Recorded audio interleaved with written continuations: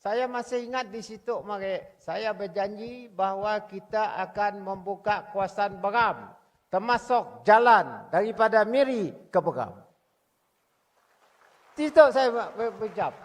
Dalam masa 4 tahun dia adakah? Hari itu kita pergilah. Antara Merudik ke Long Terawan. Hingga ke Long Panai, Long Lama. Sidak Gago.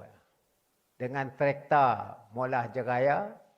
Daripada Merudik sampai dekat Mulu. InsyaAllah 2029.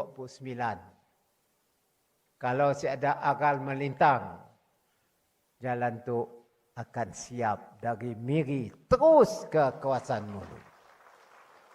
Hingga ke Long Lama dan Long Panai.